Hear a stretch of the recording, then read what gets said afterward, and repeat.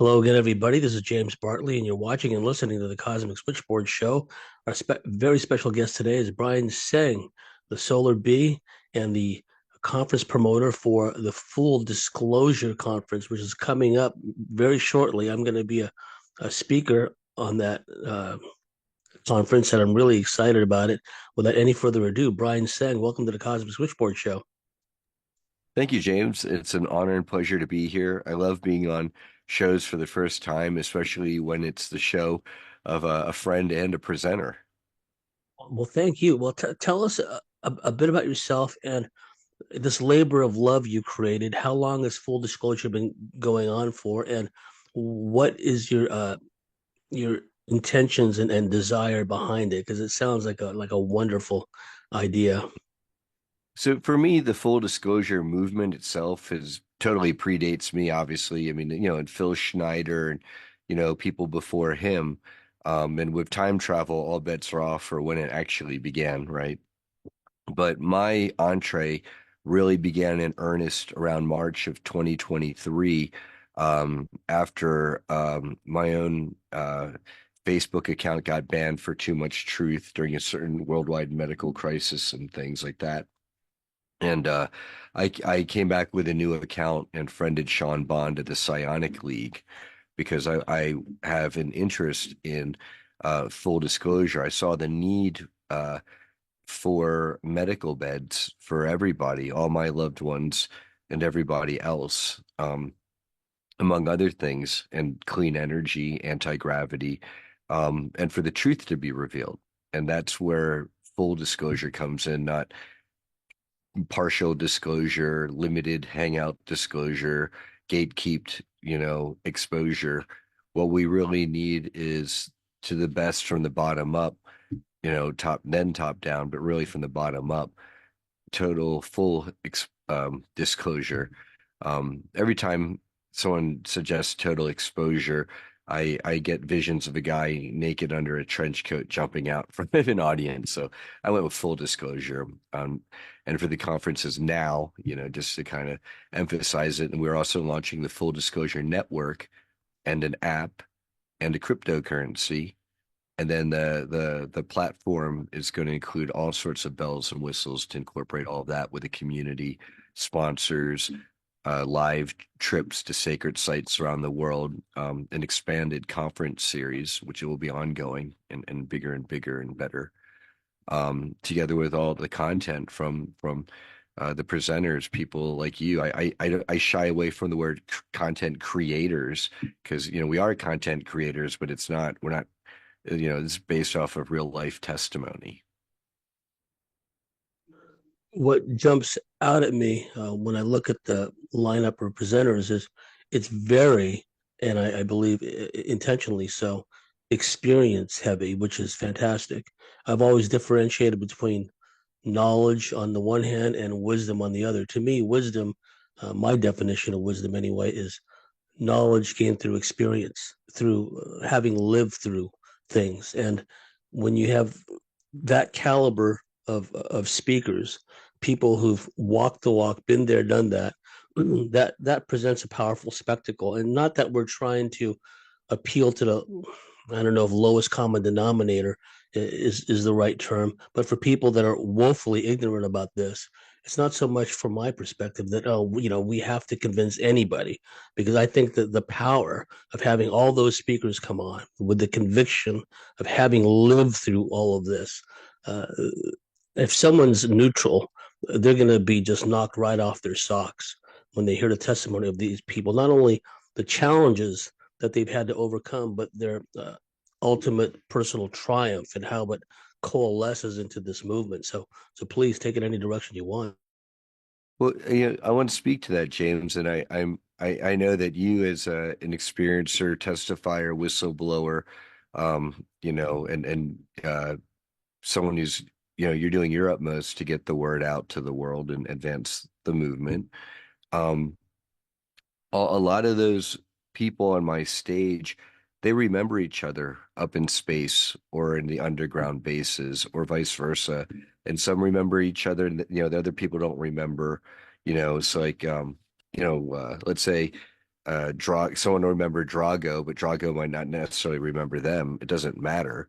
When you take all these testimonies together, for me personally, as an organizer, advocate, researcher, um, that's kind of the gold standard, first person testimony of the same exact events, and then that corroborate whether or not the people down here know each other or not. And in the here and now, they're testifying the same exact things and the recall. And then with my ability in the community or place, because I'm very well connected, having thrown the events, and a lot of it also when I co-organized with James Rink of SuperSoldierTalk.com the 2023 Summer Montauk Adventure Tour.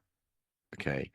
Um, getting to be with experiencers or survivors of the Montauk Project, who are now men and women, but who are children, boys and girls, very young children, as young as like 4, 5, 6, 7, 8, um, during the Montauk Project, as depicted in Stranger Things and totally whitewashed by Peter Moon's Montauk Chronicles series, because it's misfed information by um, Preston Nichols and Al Bielek, among others. Uh, you know, I've gotten to see real life experiencers sharing recall right there at Camp Hero Army Base. It was very powerful and it was so emotional.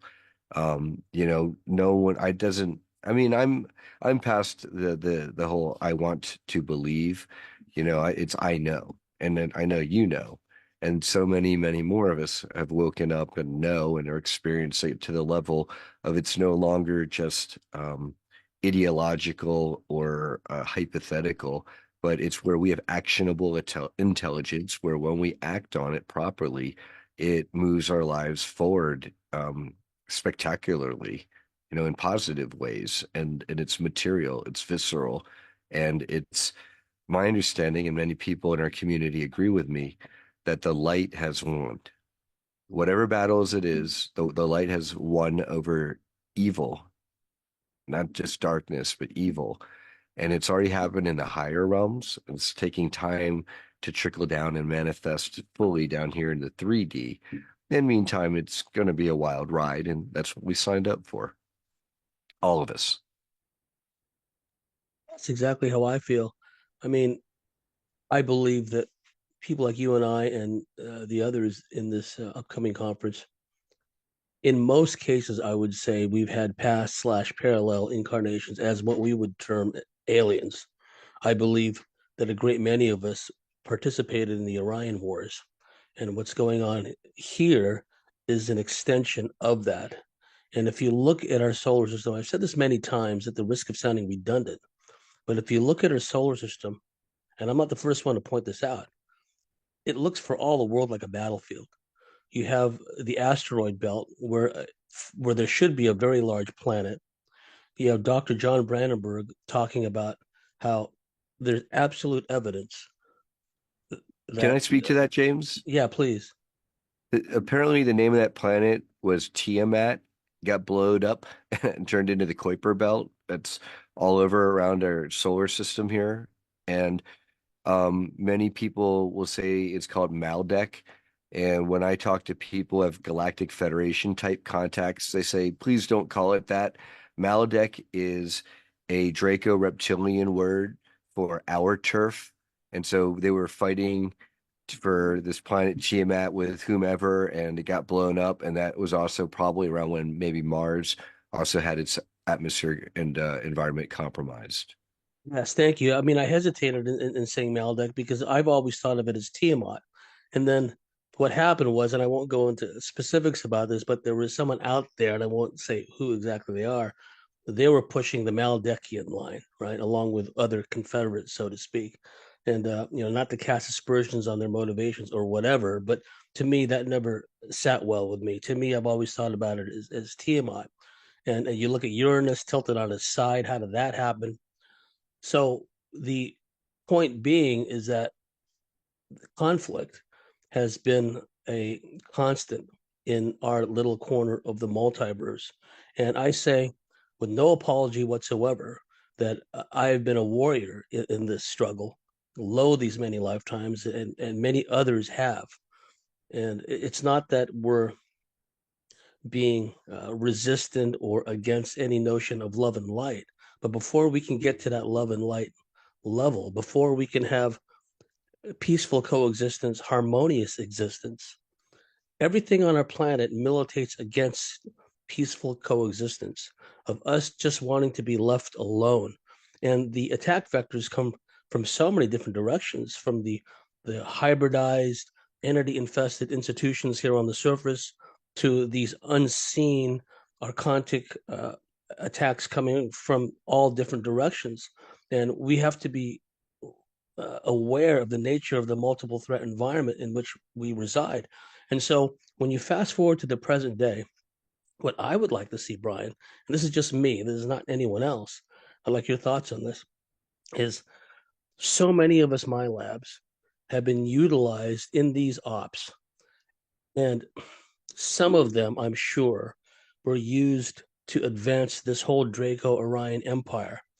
What I would like to see is for us to start to turn this thing around. I think we've already made serious inroads into this. Your conference is an example of that. Yeah, But I can give turn you this.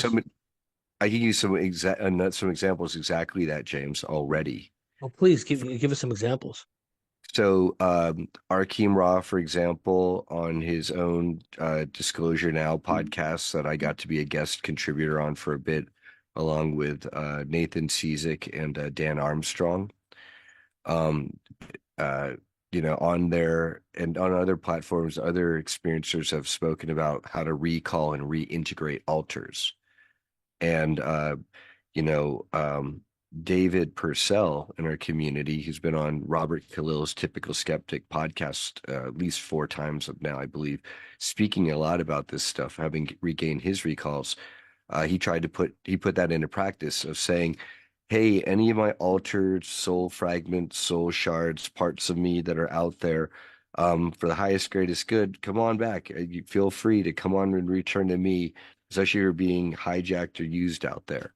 And so David Purcell in particular, he tried this and he kind of got a vision or a download of like a reptilian body of his just falling down kind of lifeless on some ship out there in space.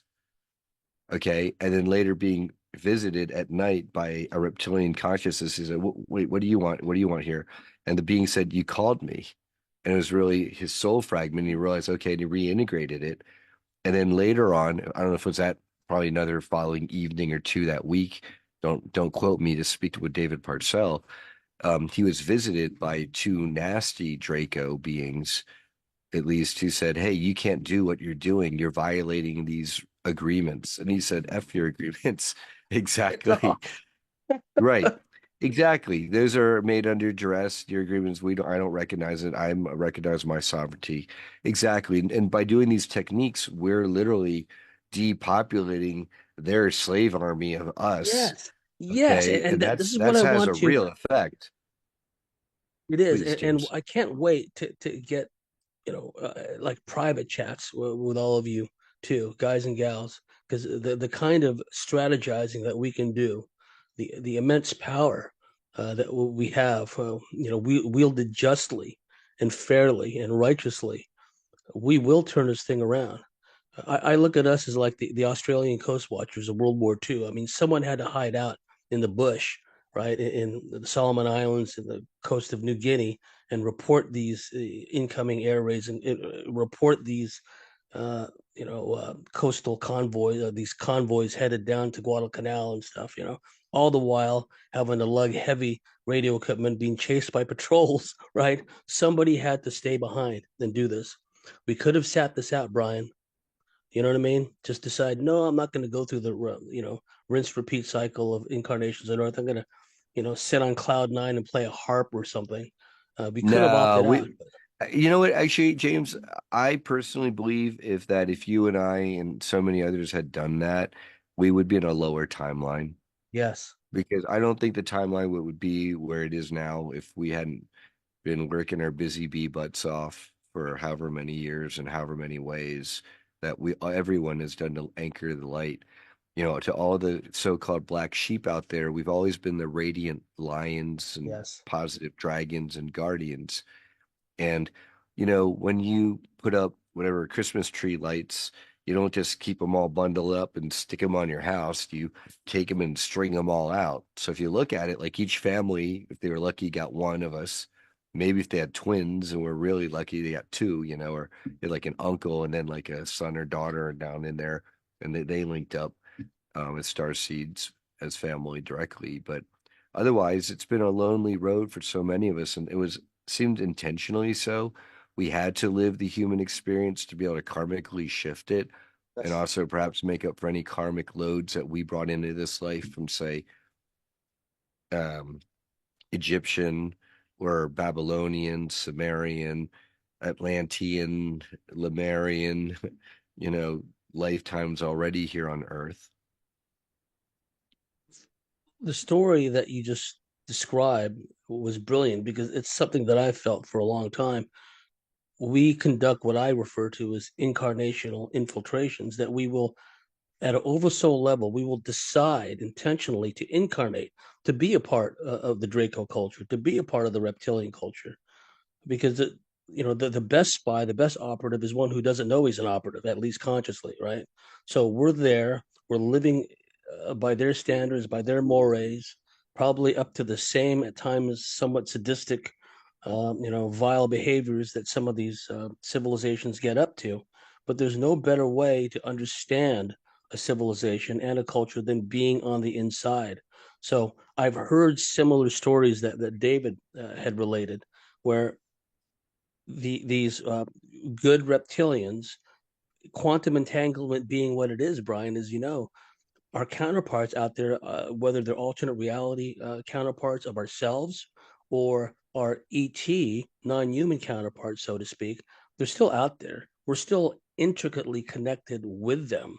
But, as you know, this matrix system is set up to set up these firewalls.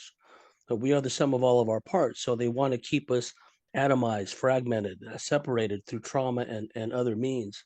So I thought that was a wonderful story just related, where the guy's reptilian counterpart had come and said, well, you called me. And I've heard this so many times.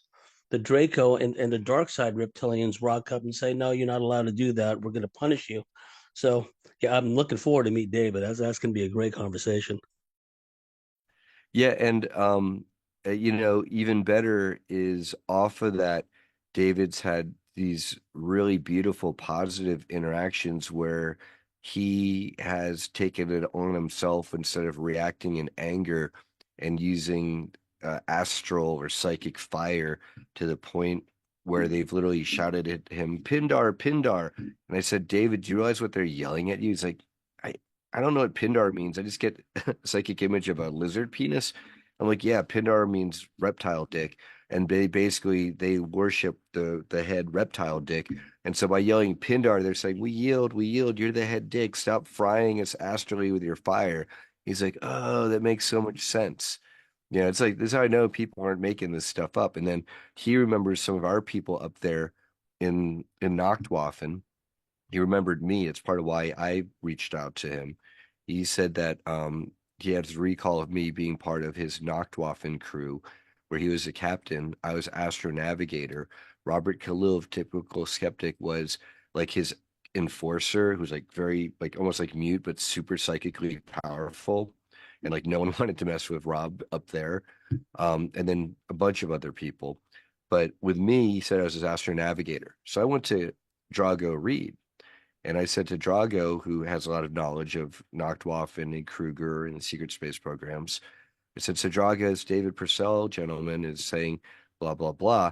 And he said, well, Brian, if he's full of crap, if he says that you as his astronavigator on his Nachtwaffen ship were right on the same bridge as he was as the captain, because they keep the astronavigator separate because if things get like really active on the bridge, you don't want the person like telepathically linked to the ship to have to be all distracted by all that. You want them separate flying the ship.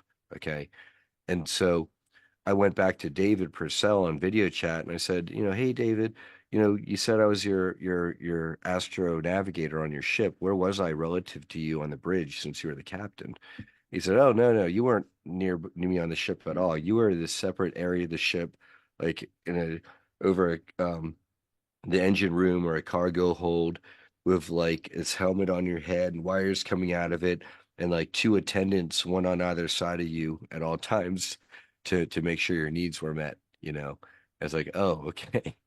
So stuff like that. I get that stuff over and over. I mean, that's a more blatant example, but both Susan Long and Veronica Bartolini have recall of me from the Hulk program in a white lab coat, while they, up in like the skybox area overlooking like a factory floor where they were both being cybernetically enhanced. It was really painful, their experiences, what they were going through, and how there were even reptilian or maybe Anunnaki technicians down there who was really rough with them, just not caring on them at all.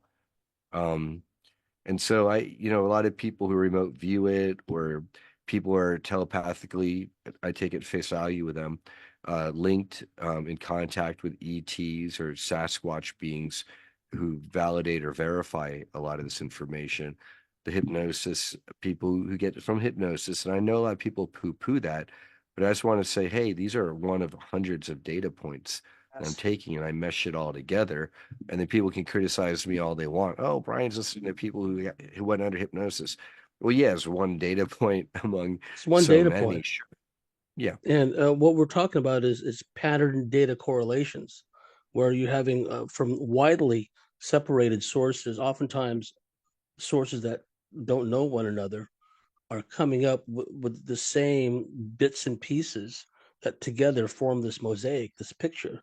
And I've experienced the same thing. I had Christy Campbell on my show in the recent past, and a lot of times I have to just sit there and bite my tongue. This is what happened with Tyler Koala too. It's like biting my tongue because I didn't want to just keep interjecting. Oh, that happened to me when they're both talking. But when Christy talked about the Chris, Chinese element, the she has Chinese, recall of me.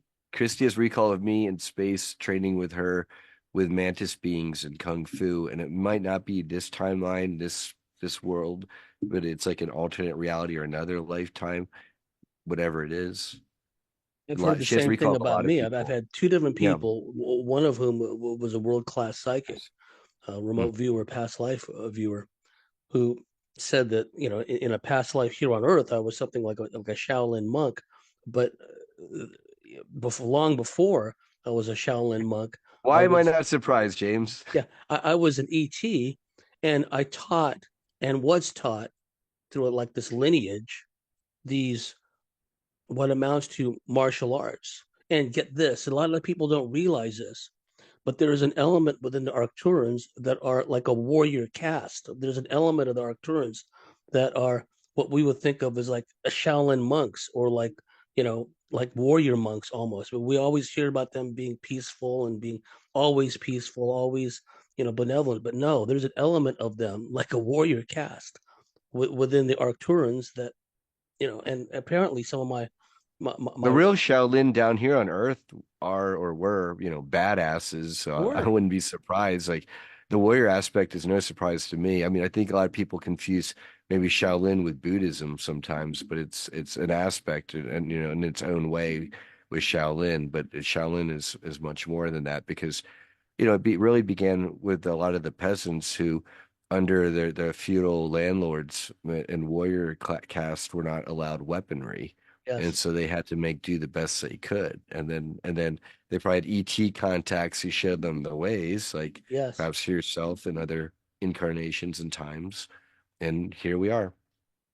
And getting back to Christy, she was talking about some of her experience with Mars and the interactions she had at times, sometimes hostile interactions with like this deep black space element of Chinese intelligence.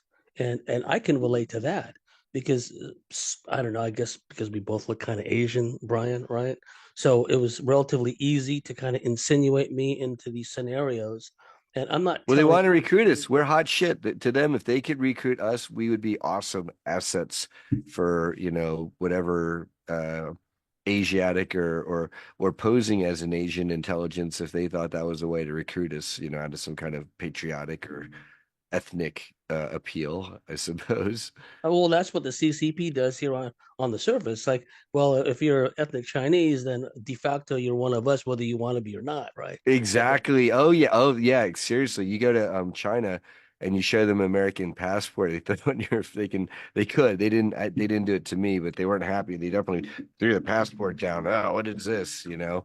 Because they wanted a CCP China passport yes, instead of me showing my American passport because that's right. And if I was you American or someone born. like you was amenable or open to certain things, then all these friendship societies start locking up Honeypots. They got honeypots. Eric honeypots. Swalwell calling you out in U.S. Congress.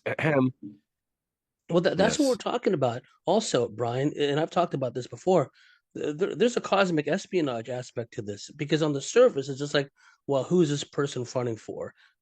CCP. In the old days, it would have been like Soviet intelligence, the Bulgarian. Who exactly? Here in our realm, it's like, well, it's not only if someone is a potential asset or an agent, witting or otherwise, because we know compartmentalization of the mind, trauma-based mind control being what it is where the front altar may not even be consciously aware. I said the best operatives are the ones who don't know they're operatives, but it's not only that. Another level above it.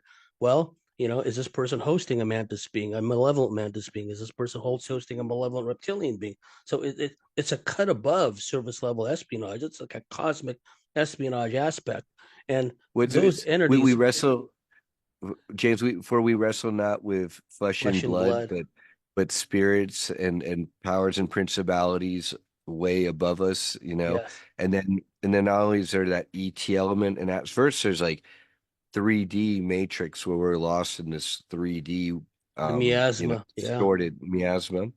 And then you've got the bloodline families running that. That's the Illuminati. What is called like the Khazarian Mafia, Cabal, Losers, as I like to call them.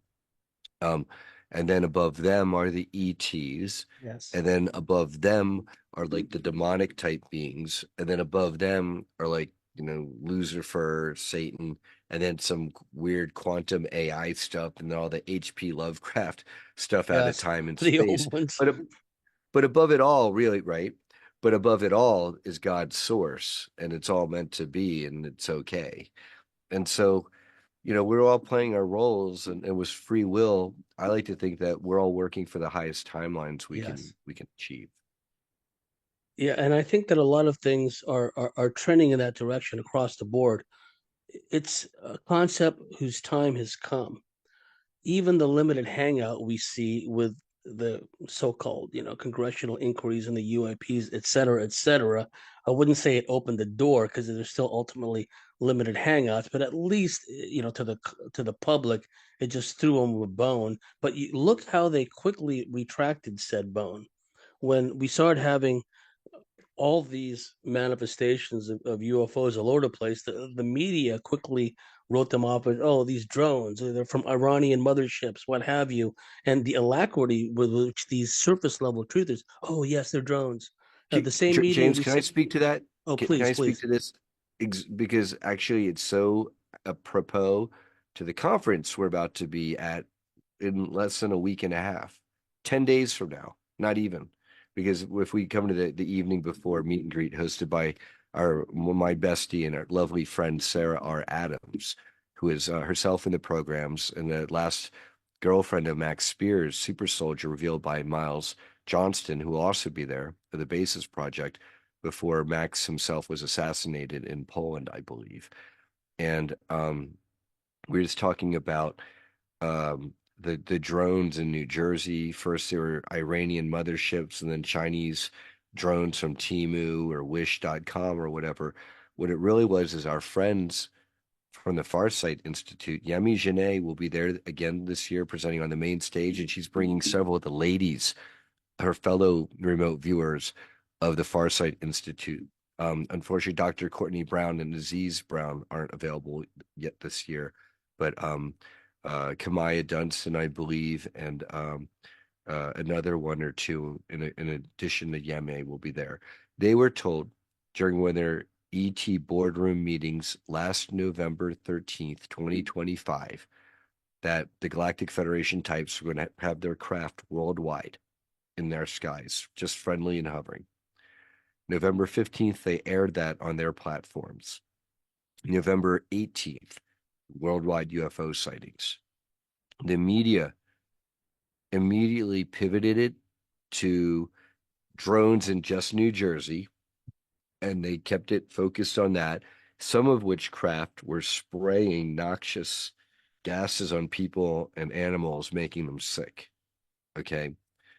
And the world gave those in the who thought they were in the know gave credit to Cliff High and his AI algorithm because they detected a spike in UFO sightings or whatever the terminology was. When in reality, the Farsight Institute friends got it and said it in plain English in a very tight window to when it actually happened. And I believe they deserve all the credit in the world. Um, and it's good it's verified by Cliff High's algorithm as well. I don't want to take credit away from Cliff for his algorithm, but I also want to make sure credit is given where credit's due. And also I want to point out the limited hangout psyop of of exactly how it played out, where you have a really very real phenomenon. The other side wants to cover it up. And it's kind of like, let's say there's a political rally and people are having a great time, and then the Haymarket affair, the enemy, they send in infiltrators wearing, the Make America Great hats when they're against, say, that group. They blow up a bomb inside that and they say, look, they're all violent. That's kind of the similar aspect here.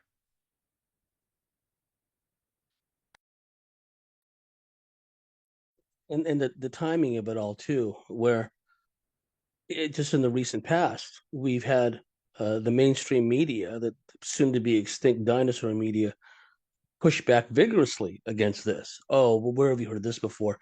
Everything that we're seeing is like some long-standing psyop, to conceal these weapons development programs. It's complete nonsense because they're losing control of the narrative. Uh, Disclosure is from the ground up. It's grassroots, and we're pushing upwards and outwards. We're forcing change upon institutions and entities that don't want change. They want to keep this a closed system. I keep looking back at the farming analogy, or if it, or like a twisted, distorted version of that game Civilization, where you start off with just the basics and you expand it into like a modern civilization. But in this context, it's a closed Luciferian. I like that term. We're just constantly oppressed and made to exude negative trauma-based loosh, right?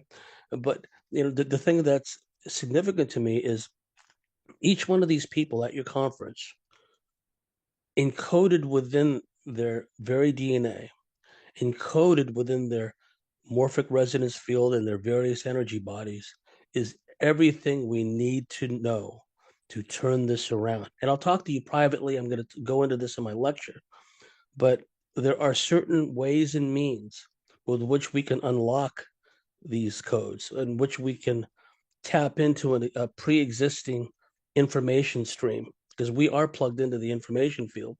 It just that through all the trauma and the rinse recycling and everything else, that we've just in many cases become almost completely detached from it. It's been a work in progress to get where we're at now. But I absolutely believe, and you bring up the Farsight Institute, that's going to be absolutely key, because a lot of us are natural innate remote viewers. We're natural astral travelers. We're multidimensional in nature. Hence the reason why, and I'm not saying this in elitist sense, but the reason why we've been plugged into these programs, because of our bloodlines, because of the latent power within our DNA. So I think that if we can channel our sources, combine them, uh, you know, uh, what's the term that businesses use? Where everyone has a certain department, the things that they're really good at, to a division of labor, so to speak, right? Yeah, operationalizing it along where Operationalizing it everyone in. wants to be, where they have that there's that Japanese, like, I don't know, it's called koji, where it's like, that intersection of what you're good at and what you love and what the world needs, Yes. and that intersection and how to manifest that on all levels on an ongoing time and space way, which requires discipline and practice and vision and dedication.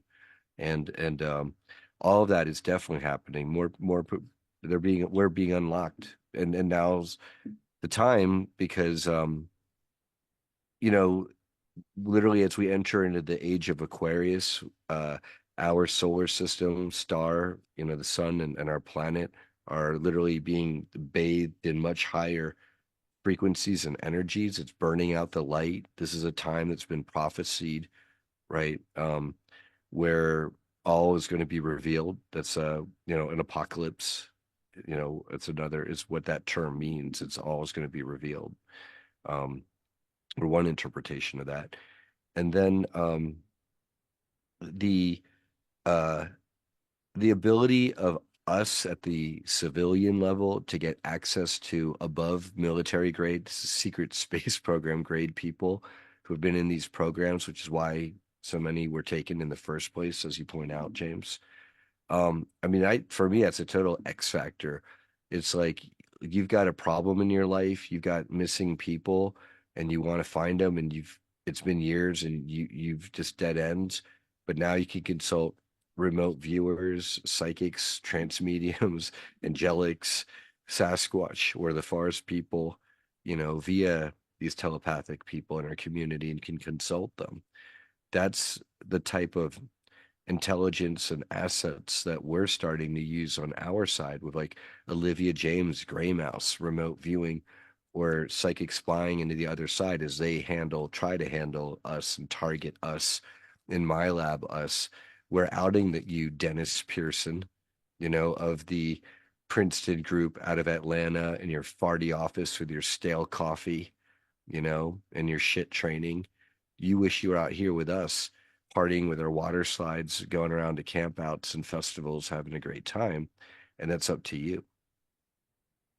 Yes, because quantum entanglement, once again, being what it is, these controllers and would-be controllers think they have it all over us, that they can just plug into us, tweak some knobs, but it works the other way as well. Because I know many instances where, like a Milab, male or female, doesn't matter, but suddenly in their etheric third eye vision, oh, they're tuning into me, and he or she will see these idiots, sometimes in military uniform, sometimes as geek civilians.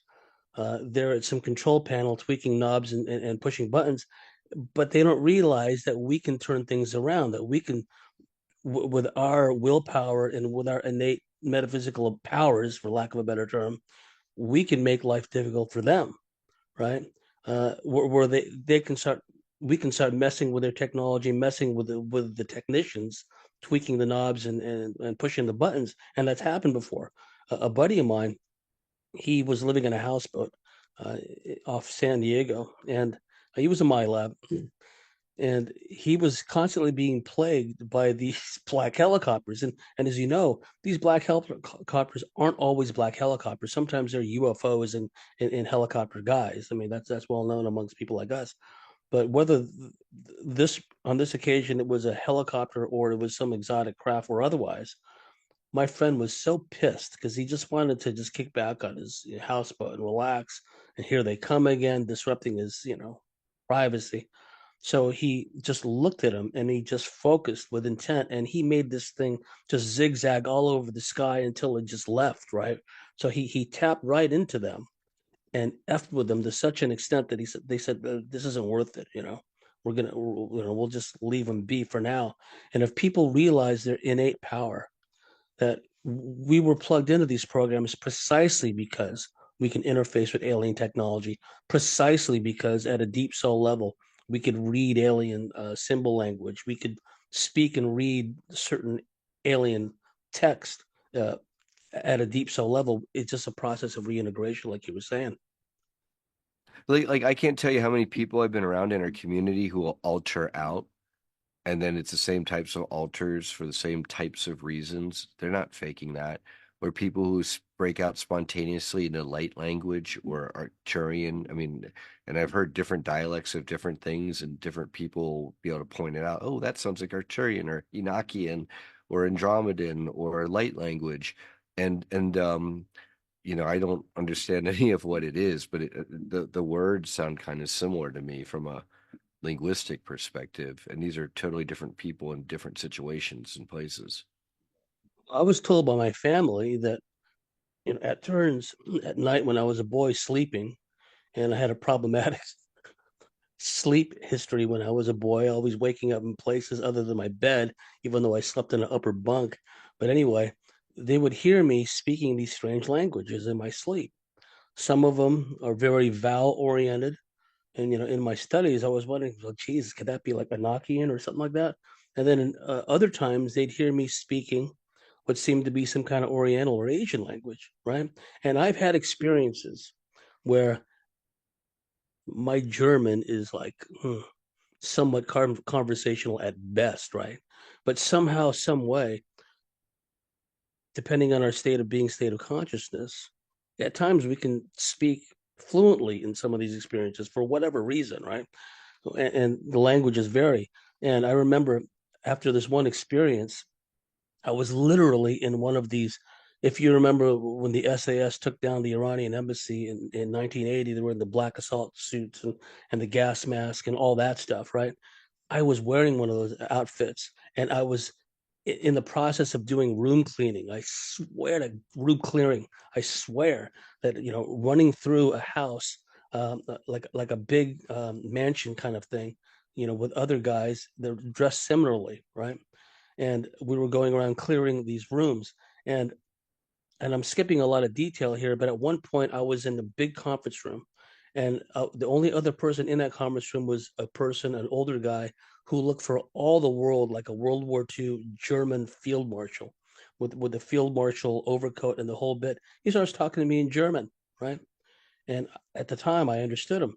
But during that experience, after we did a lot of these exercises with these room clearings and what have you, the SAS guy next to me took off his balaclava and his gas mask, and he had long hair, scruffy looking. He looked like he just walked out of undercover jobs in Belfast somewhere, right? So I said to him, "Have you ever done anything like this before?" And he goes, "Oh, what? You mean London database ops?" Yes, I've done it a lot of times. I go, London database ops. Is that what this is? Right? And then another little interesting aspect of that experience was during some of these drills, these exercises, of room clearing, there was one operator.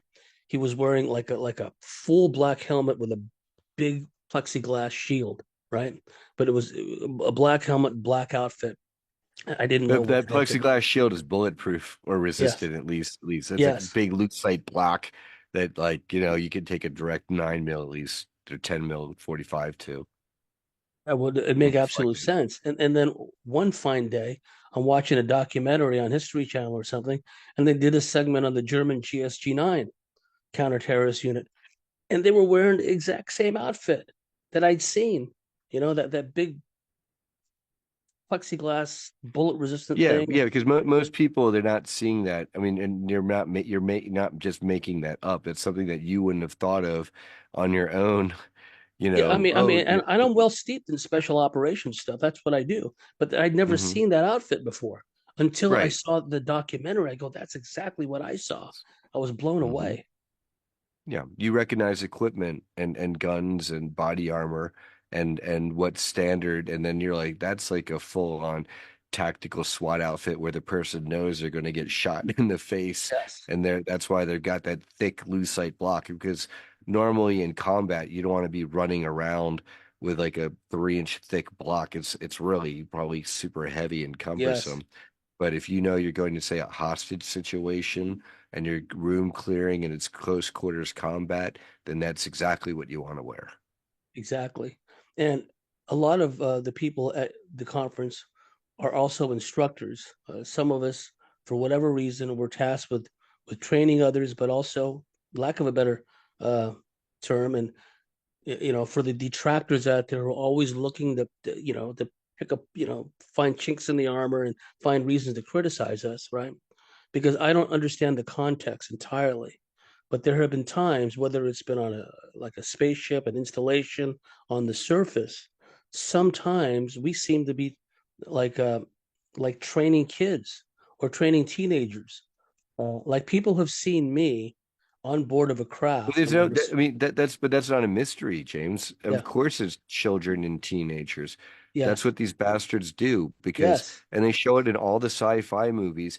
It makes perfect sense. If you want to mind control somebody, starting from as young as possible for these loser variants makes so much sense from so yes, many dastard ways.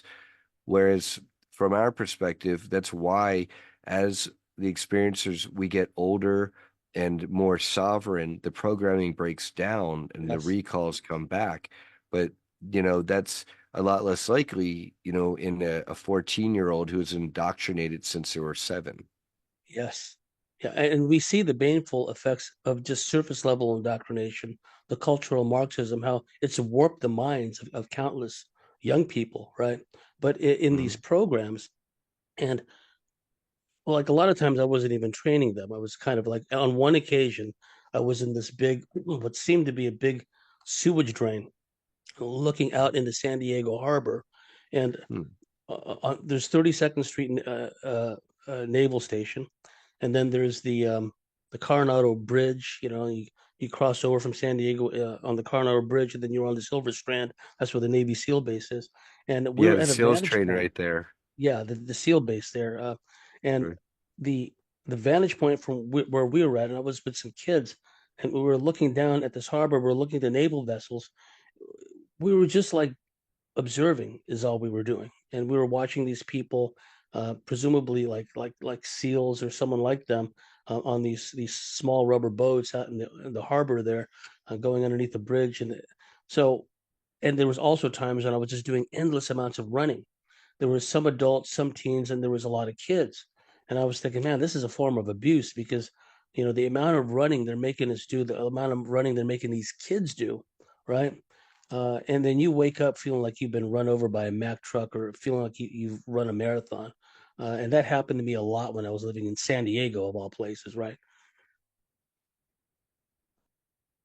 Yeah, and I mean, just having the children grouped together to watch Navy SEALs in their own exercises with the rubber boats, you can learn a lot watching Navy SEALs going through their exercises. And Yes, if you're training children to work as a group and you're right in the backyard of the Navy SEALs, that would merit a field trip. And that totally goes along with the whole grooming of children, unfortunately, to be super soldiers. And of yes, course, many of us rightfully point out that it's a misnomer because many people don't feel so super after yes. they've been through what so many have been, being run ragged to the point of, harm being like among, unfortunately, the least of the complaints. Yes, because the term super soldier, there's some connotations with it. Super implies, glamorized, like a superstar Reggie Jackson type in our field, and a lot of us don't feel that way. And soldier implies like a willing asset for this Draco Orion Empire, and none of us feel that way, right? So we might have to come up with another term. Excuse me, but in some ways, it does describe what it is that we do and find ourselves in, and and it goes far beyond the terrestrial, the training on the surface, as you know, because so much of our ops, and thankfully Tyler Kowala was talking about this. I've been talking about this as well, and many others. There's an alternate reality aspect to this as well, where our counterparts, people like us, in other realities, other timelines, are also likewise plugged into these operations. And sometimes what happens, it seems, that the controllers in these alternate realities, for whatever reason, they access us in our reality and utilize us in their ops, sometimes in their realities, their universes. So it goes far beyond Solar Warden. It goes far beyond being utilized in our strictly in our own cosmos. But we are definitely being used in an interdimensional and an alternate reality sense. And Well, a lot James, of us have had time travel experiences as well. Arkim Ra, um, friend, and he was a roommate here briefly up in northern Nevada, along with Kat, his girlfriend, fiance, partner. He what he testifies to is what you're saying right there. He talks about bubble swaps, where someone in the programs in a timeline will be part of some kind of caper or heist or crime that shifts the timeline that's so bad that they'll literally take that person and then swap them with another version of themselves in another timeline. So that even if they're caught in this timeline, they're actually, it's a them from the other timeline has no recall of being part of 9/11 or whatever. Yes, and that's one of the things that a lot of us had to deal with. The Whether we're in an altered state, whether we're in a mind controlled state or an alternate version of us or a clone version, that's how deep this whole thing goes, is the fact that we've been utilized in ops and made to do things that normally in our normal waking consciousness we would not do. And they look for certain psychological profiles. They split off with the trauma, and they're looking for people that will take that extra step, will take the we'll take the shot, so to speak. Whereas those of us that have a conscience, so, should I be doing this? And they don't want us in that state of being where we're questioning what we're doing. They want us to just be, and uh, White Wolf in the Scorpion Chronicles talks about this. It's the horrific things they made him do as part of his training, like beating women to death and things like that. That's how sadistic this Draco Orion control system is. They want us to be just these evil hitmen for them, hit women with no conscience, no remorse. And sadly, there are some, because some will always slip through the cracks. There are some Milab super soldiers that have kind of succumbed to that, where Can I you speak know, to that? I want to speak to that. please, So on the first part of that, um, it's harder for them to control some of us than others. So Susan Long, for example, testifies to being how a lot of people these days are speaking more kindly about Kruger. Well, Kruger, and I hope they don't do this still, but they allow their male assets to assault sexually the female assets. And what Susan would do up in the programs, and apparently the Marvel character Phoenix is based on the real life Susan Long, who also will be at our conference in 10 days from now. Um, she testifies that whenever they would try to assault her on ship, if they didn't get to not conquer out and said she couldn't use her abilities, she would like kill like all say five assaulters at once, chop their penises off, shove them down their throats, and let that be a testament to anyone else. Like, don't even try it. And others of us apparently were like similar hard to control and it wouldn't go with the flow. Amaria Sweet, Rogue Dragon would apparently use her abilities hooked into the ship as a navigator to help shift some of the ET beings that they were supposed to wipe out into a slightly higher density, kind of like how Bigfoot can shift, so that they were then safe from like the space programs here in the here and now. And so a lot of them recognize that. And so her call sign is Rogue Dragon. Um, there's a lot of those examples that I think, to our credit, are very heroic on the yes, parts of people like Susan and Amaria. Then there are people who apparently up there in the programs or down there in the bases, they were really nasty, and yes, down here right now in the 3D real life are kind of a bit nasty and abusive and narcissistic and haven't done the work and they're unhealed. And they're the ones who are most susceptible to the black magic and the mind control and voice to skull and scalar yes, wave and, it's like whatever, telepathic, manipulation. And so, I'll name them out. Tomas Alvin has been named by many females in our community for being not only an astral peeping Tom, but astral assaulter yes. and Astral rape is very common amongst rapist. these. A lot of them are Yeah, reptilian Draco hybrids to begin with. Yes, yeah, it's not cool. And so, when if people were to ask, ask me, is Tomas real or fake? I'll say he's very real. He's up there. He was probably military intelligence officer for Nachtwaffen, as he testifies, and I will not take that away from him. Does that mean that down here I want to work with him and help advance him, you know, in a 3D sense, while he's getting out his testimony to, so he can thrive, not while he's astrally assaulting people in our Yes. community or anywhere. No, Yes. there are much better, worthy people who have testimonies that are equally compelling and powerful than his. Or it doesn't matter if it is less compelling for whatever reason, because I remember less. I don't care. What matters is not uniting for the sake of uniting. It's uniting around higher agreed principles that advance humanity, the movement, this highest timeline for the highest, greatest good of all. Integrity, accountability, self accountability.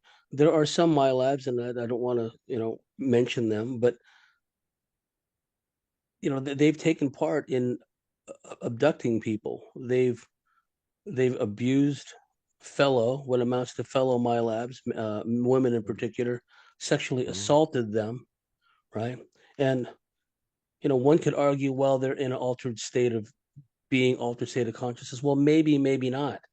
Maybe there's a sadistic side. And what I've seen Because on the it's one thing in the surface, programs, but when you're in the here and now and you're still doing that crap, yeah, yes, I mean, I've got a lot less, I mean, I know that the extreme duress in the programs, that's one thing, and that's apparently going to be worked out in military tribunals someday. But if you're in the here and now and you're roofing people or you're whatever it is, that's, you're trying to blame it on your alter, your programming. I don't yes. know. No, It's I don't washing. buy that because at times, many of us were compelled to do through utter mind control things that we normally wouldn't do. Okay, I'd say that's a given in some cases. But if there's that element of consciousness, of human integrity still there, it should give someone pause for thought. Because I've been in scenarios where I didn't pull the trigger, where I didn't do something that they wanted me to do, because there was still a semblance of the me in there, in that particular state of being, that you know hesitated, that wouldn't do it, right? And then I got punished for it. They worked me over because I wouldn't do certain things, right? But it was a matter of principle. No matter what state of being I was in, if there's that semblance of the me in there, right? No, I'm not. I'm resistant to this kind of stuff, right? And I think that we should all, at some level, resist to the nth degree anytime they try to make us do something that is intrinsically wrong. And some things are intrinsically wrong, no matter how you chop them up. So getting back to your point, there are a number of people out there that utilize their abilities. They meet these pretty abductees and my labs online, and they begin astrally raping them and gaslighting them and things like that.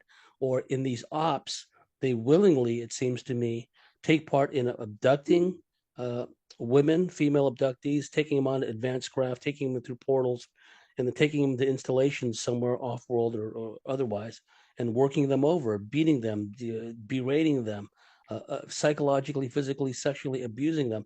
That is going on. And that's not even talking about the military aspect, because just as many of us in our field at times, we can manifest these metaphysical abilities and powers.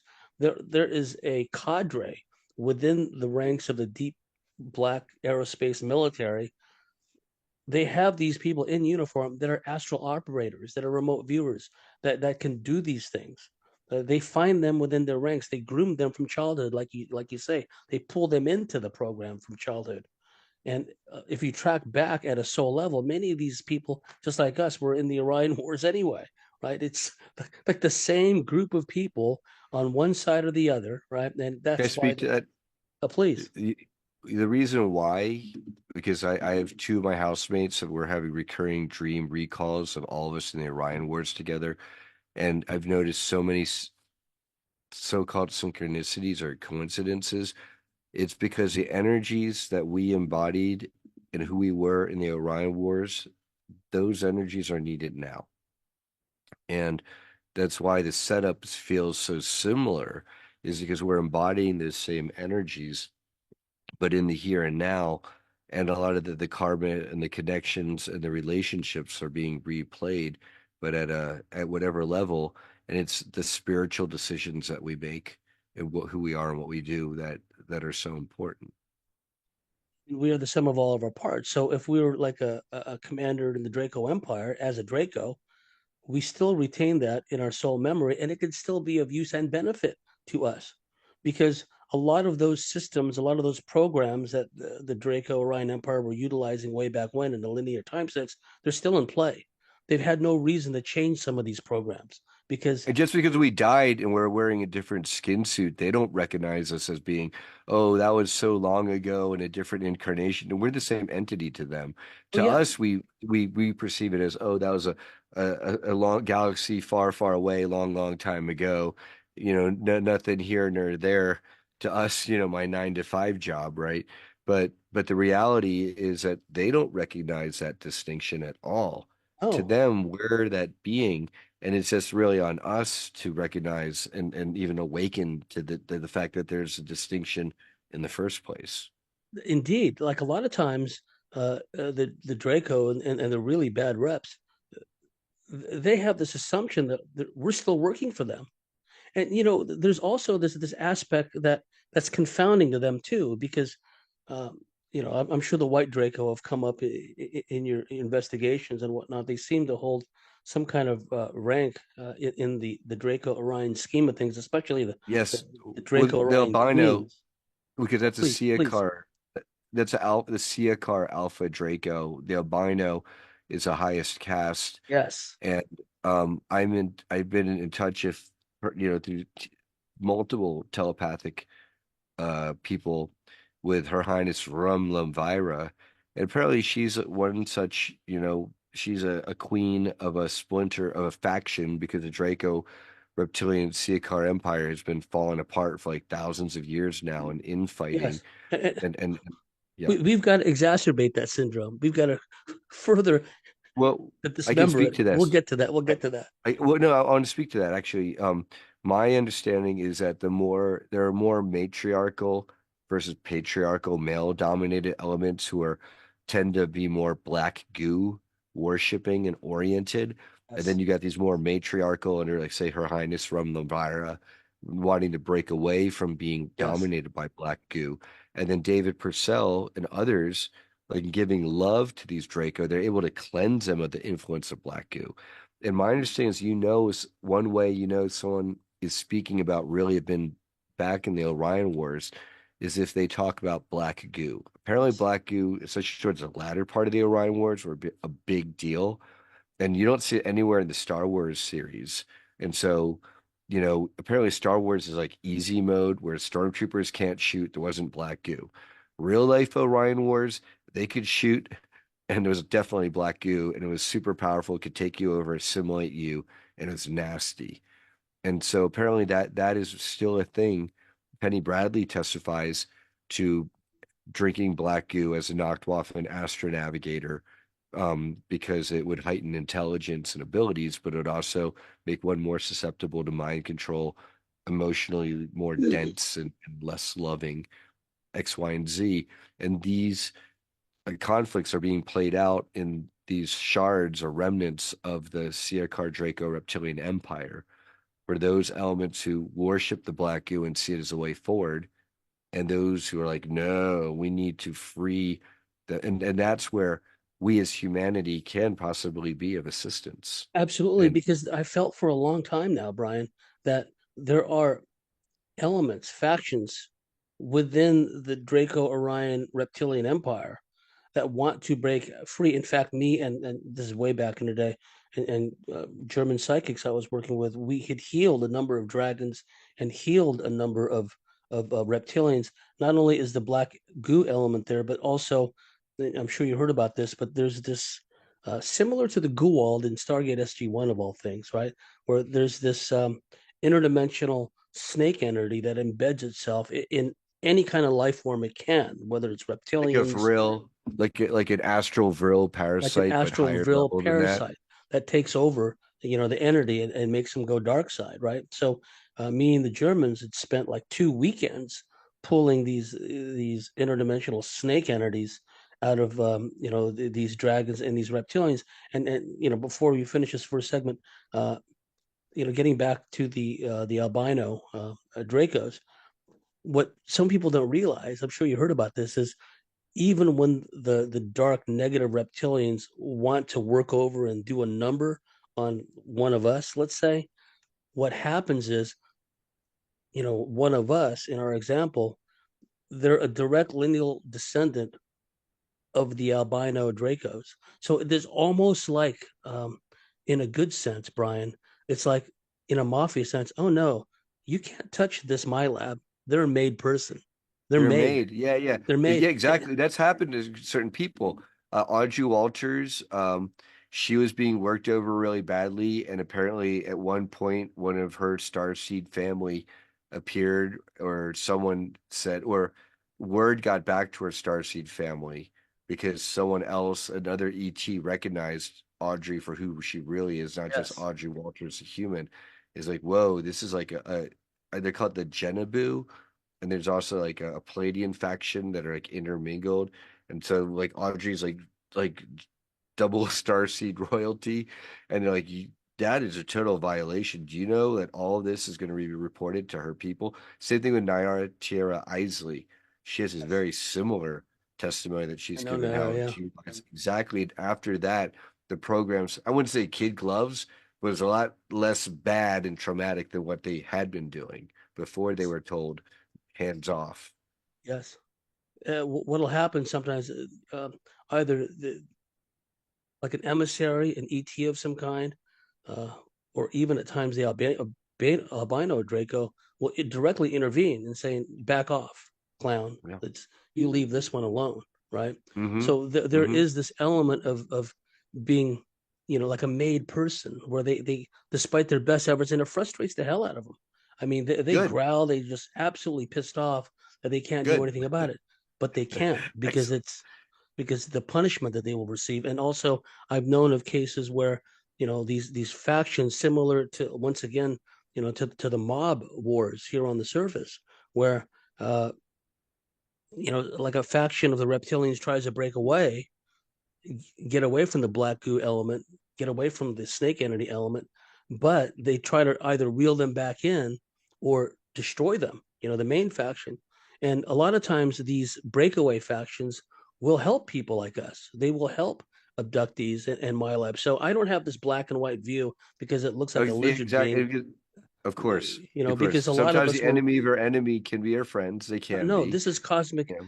counter espionage. It's like, Mm-hmm. we have friends, we have enemies, we just have to walk that fine line. So this is a fascinating discussion. You want to tell people how they can find our website and talk a little bit about the conference, and then we'll take a little break. Yeah. Yeah, absolutely. Well, let me briefly, perhaps I could share my screen, and Yeah, I let me just give want you to permission. show. Hold on. Yeah, thank you. I think I have it, Oh, there you and go. I just want to share, just because it's really worth sharing, the full disclosure now website. If you just go to www.fulldisclosurelive, everyone, we got a countdown: 9 days, 14 hours, 47 minutes. So you can buy your tickets here. We have discounts if you go 2025 FDNC James 17. You'll get a 17% discount off your general admissions, and 17% of all sales using that code will go back to James Bartley here, your favorite presenter. Here's me, yours truly. We got a brief trailer there in the beginning. But we got everyone from Brad Olson, Miles Johnson, James Bartley flying all the way from Australia, Lucas Alexander, Age of Truth TV. We mentioned Yemi and the Farsight Institute, Rion de Rouen and Tone Millard of Team Light. Com. Laura Eisenhower, great granddaughter of President Eisenhower. Jean-Charles Moyen is a French super soldier. His testimony is mind-blowing, as is everyone's. Tom Althouse, they stole the Matrix from him. He has a stamped copy of the script for the Matrix and broken down fight scenes from 1993. Met with Joel Silver of Warner Brothers 96. 1999, The Matrix comes out. The other lady who testifies to it being hers, maybe she got similar downloads. I'm not discounting her. I do know what Tom's got. Sean Bond and Isha, he's got like Merlin lineage, and she's, Egyptian type, probably Atlantean priestess or Lemurian. I mentioned Christopher and Joanna. They're in touch with Sasquatch or the forest people. Matthew Mornian has a lot of mantis being contact among other ETs and reptilian. We mentioned Penny and the Black Goo and Nachtwaffen. Jessica Jones, a cryptid huntress, great friend of mine. Antonia Lau has been on the scene for years, talking about her angelic and prophetic visions. particularly in regards to pole shift and earth change. So I'm a big prepper as well. Drago Reed, we mentioned about Kruger. Paul and Cheryl do a Tesla table technology. Actually, we have to move, Joshua has to be removed. Unfortunately, he had to pull out for this event. But Sarah R. Adams, one of my besties, she's going to be hosting the meet and greet.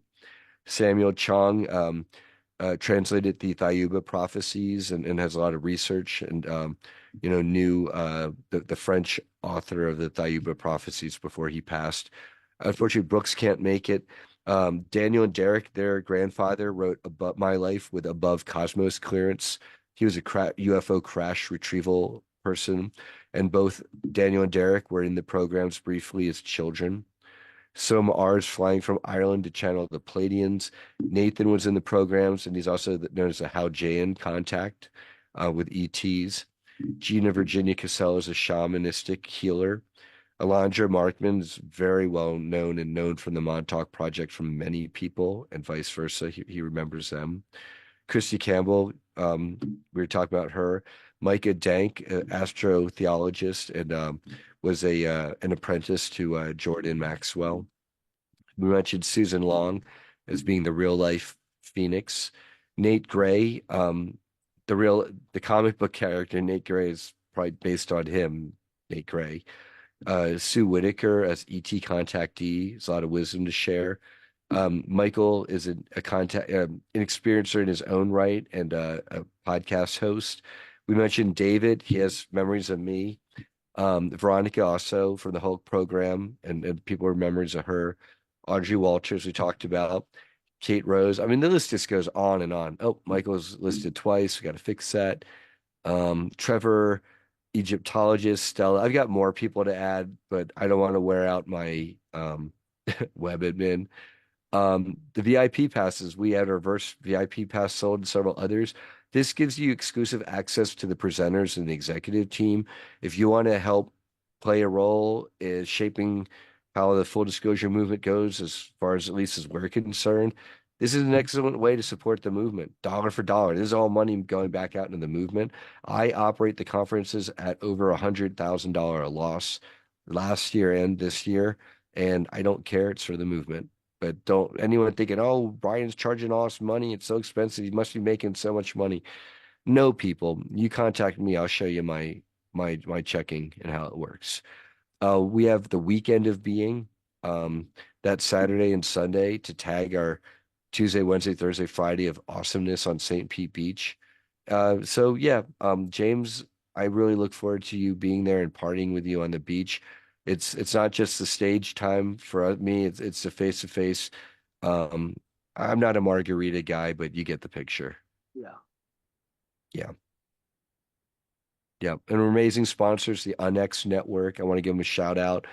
Ida Farhat, executive producer. She's doing her own boutique thing. Vital Creations is a Tesla beds. Freshmouth, the great supporters and sponsors. They do nano silver toothpaste. I love it, among other things. No fluoride in your toothpaste, people. Bad.